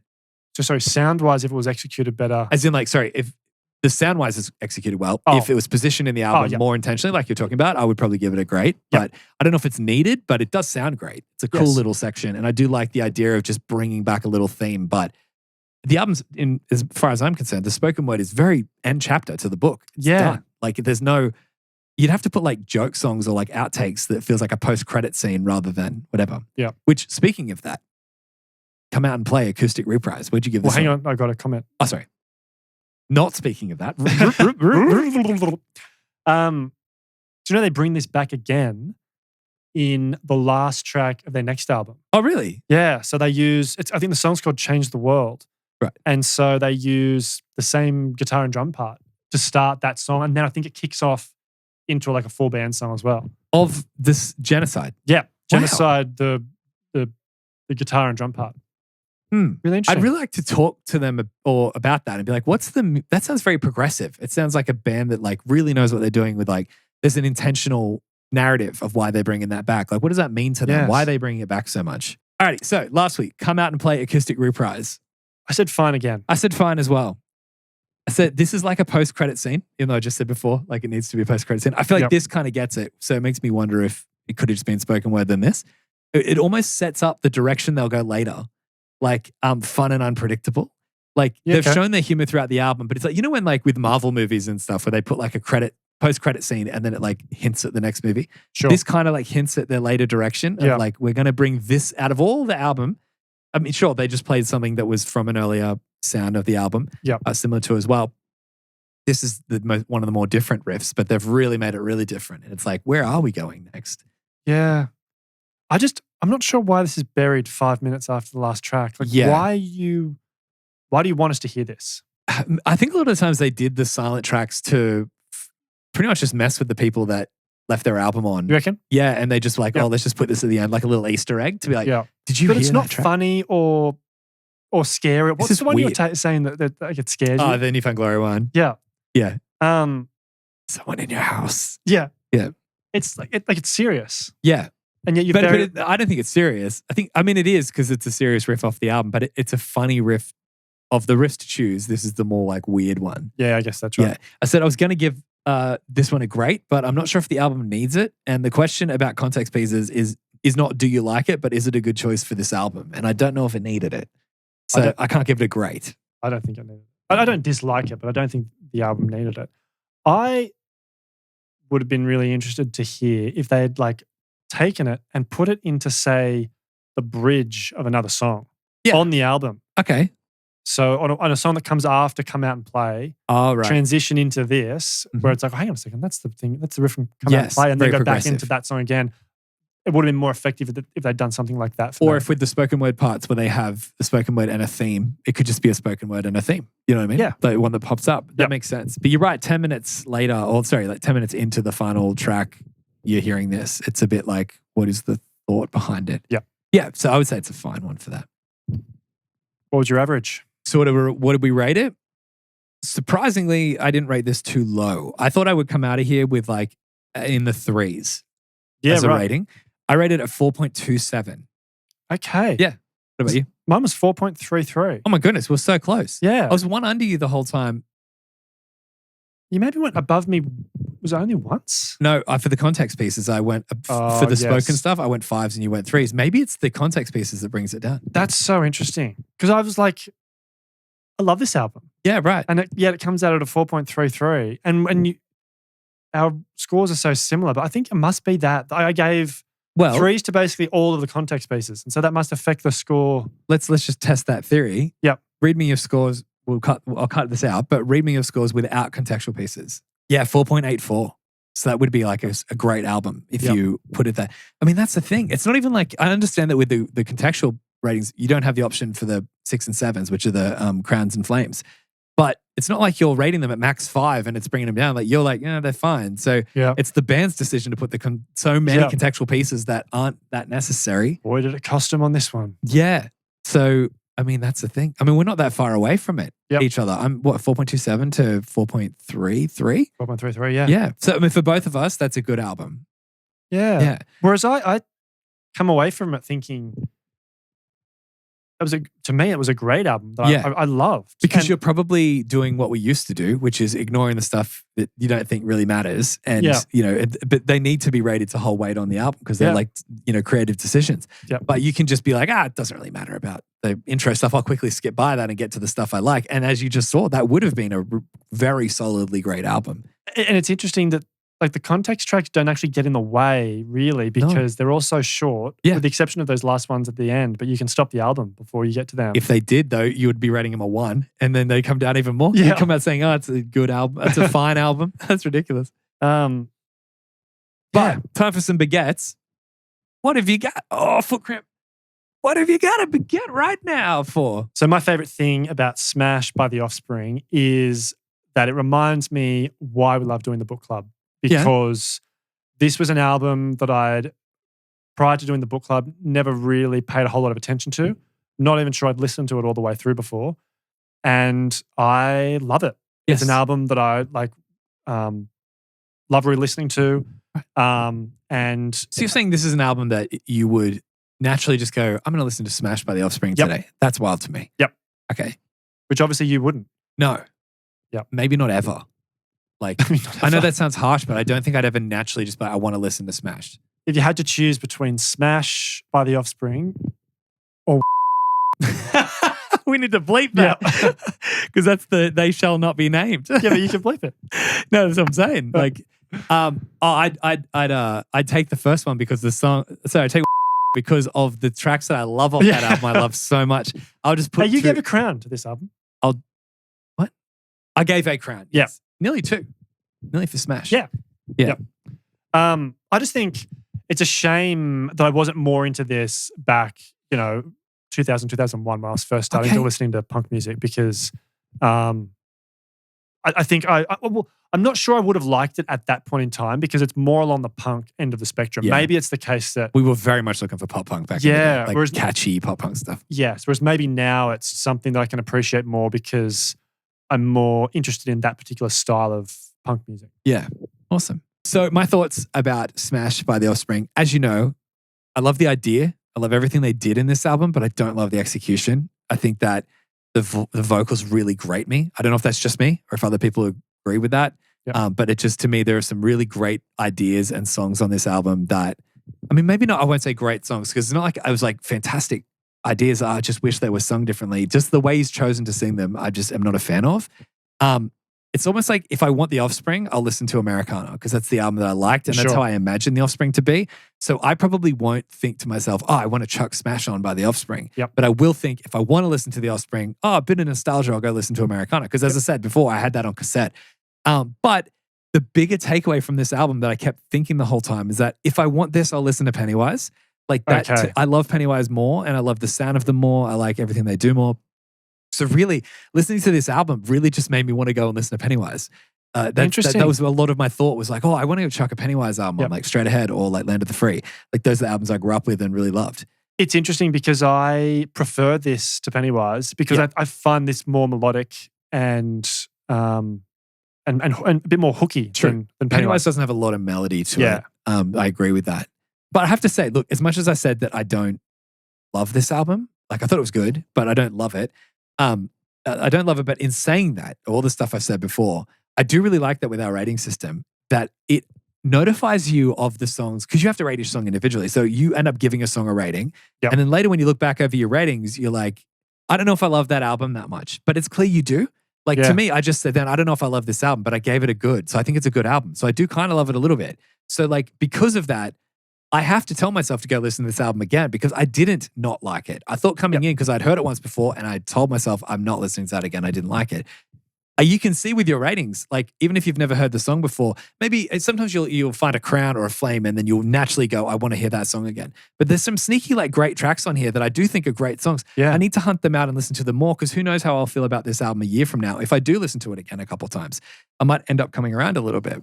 Or maybe you might find some other Offspring albums from around this sort of time where you might enjoy the production a little bit more.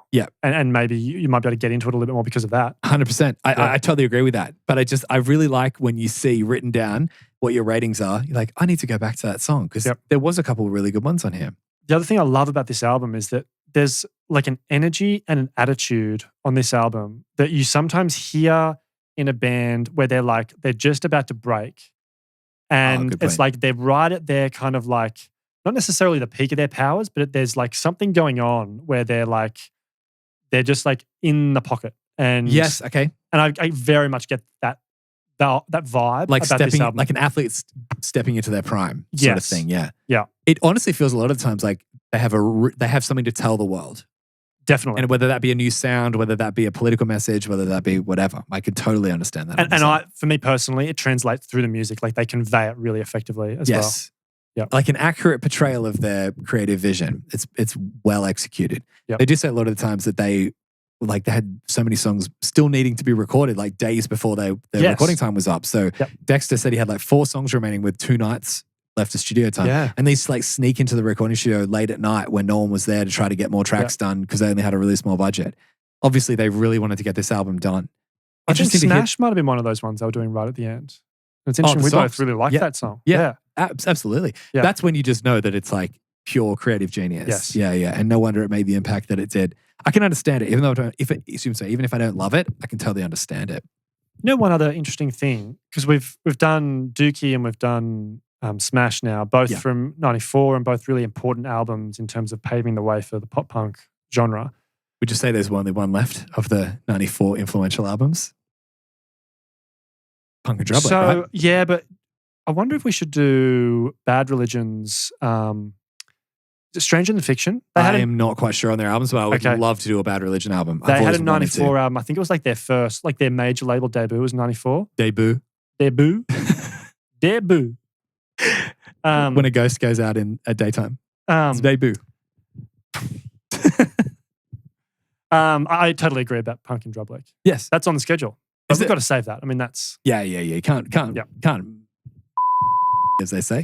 Whatever. How would you say that nicer?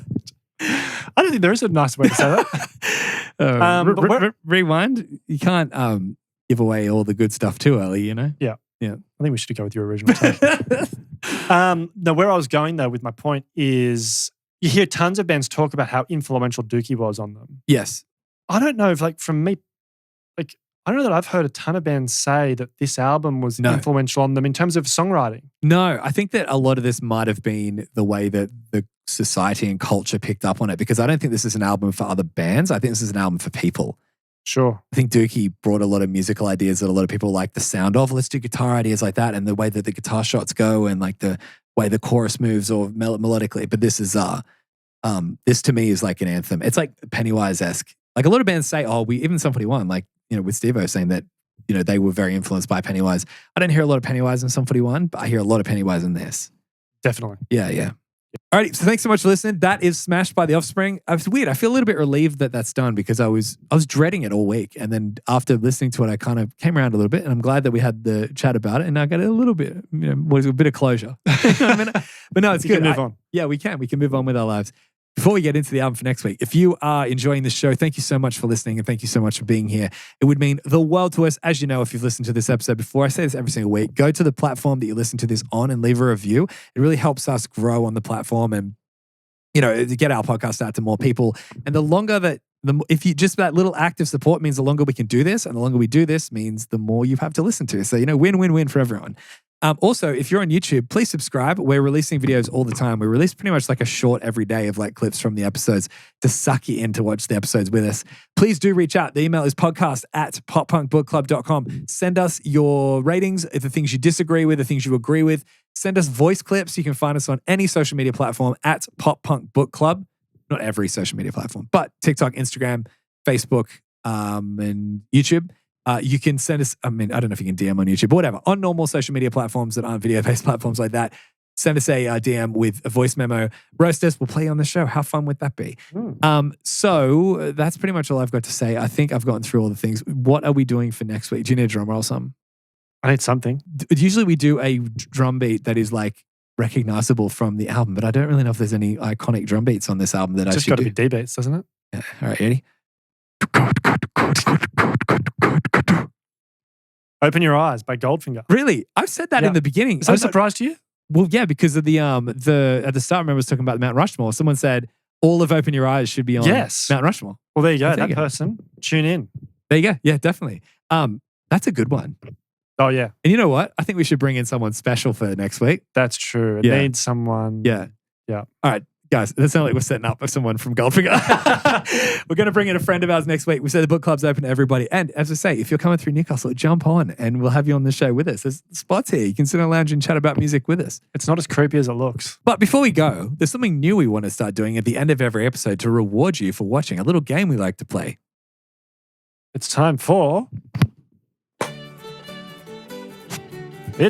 Pop Punk. Pop punk in the style of Shakespeare. One verse, one chorus. You get one guess. Let's go. Oh, before we start. Yeah. My fine sir, what doth thou gifteth my fine self? I giveth to thee upon thy... My fine self. Got your present. What is it? You can actually open the box yourself. What's in the box? Oh, it's kind of like that. Yuck. But I get it. Yeah. Oh, why does it make my stomach churn? So it's like a little bit too real. Yeah. Is it? I'm not sure. Where'd you get this from? Well, I had to meet someone at a cemetery. And he had a dog and 4 friends. Yeah. Did you see the jaw? No, thank you. Did you touch your jaw? Making me feel sick. My lad, sweet lady, I am intoxicated still by thy kiss, night after night until the draught becomes custom too oft repeated. Forgive me, for I never sought to mislead thee, nor weave false hope within thy breast. We feign discourse, though the words be hollow, naught but a mask to hide what hath unravelled. If blame be laid, let it be rest upon my own shoulders, for it is I who let the fabric fray. Perchance thou needed this pretense, though my heart protests. Thou wert once all I desired, the very vision of my longing. Yet I cannot endure to carry through what I began. The burden upon my back was laid there long ere thy coming, and it is too broken to bear anew. Thou dost swear thy troth with fervent tongue, know this, I would yet choose the fellowship of mine own companions above thee. This is the cruel truth writ plain. First episode of Poppeth Punk, first segment, easy one for everyone. A lot of pressure to get it. Yeah, I'm sure you've got it. So I'm pretty sure it's... Correct. Correct, fine sir. You are on the board. Everybody, I'm bleeping that out because you don't need to know what the answer is. You can let me know in the comments. That's a simple one. Next week, make it harder for everybody. I'll try. Thanks so much for watching. We'll catch you guys next week.